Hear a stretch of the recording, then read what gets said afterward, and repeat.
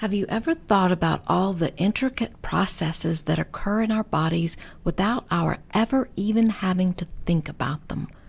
Our hearts are just pumping away, our blood is therefore coursing through our veins, and our brains are constantly translating upside-down images sent from our retinas.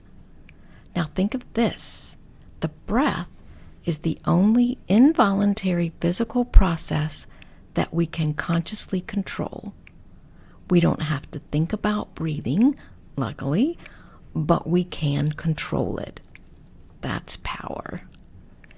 You can't just decide to increase or decrease the amount of insulin your pancreas is producing, but right now you can deliberately control how deeply you're breathing. Is your breath coming from high up in your chest in short, shallow puffs? Or is it beginning deep in your abdomen in a long, deep pull? You can decide to change it.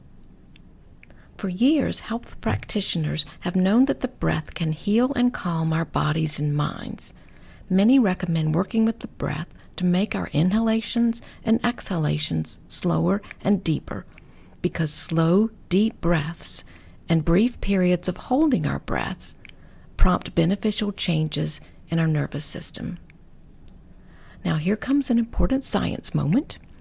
Neurologically speaking, deep breaths and temporarily holding the breath allow the parasympathetic nervous system to assume control of our internal physiological processes like the production of hormones and heart rate. A certain ratio of certain hormones, that didn't sound scientific. A higher ratio of the neurosteroid DHEA to cortisol helps us feel relaxed, secure, and sociable.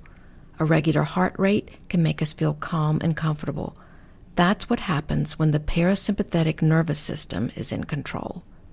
However, when we feel anxious or fearful, our sympathetic nervous system takes over, pumping out adrenaline and constricting our blood vessels. That is what happens when we react to danger, and sometimes just when we have a thought about something we dread. You know, that immediate physical symptom like a stomach pang, or that sudden feeling of tension, anxiety, or even fear from a thought. But remember, we can control the breath. And the breath allows the parasympathetic nervous system to take over so that we feel calm. Therefore, when you are upset, for example, anxious in the middle of a test, you can use breathing techniques to help your body and mind to gain a sense of equilibrium, ease, and calm. The more you practice at various times of the day, no matter how you're feeling, the easier it becomes to remember to use the breath in a moment of crisis.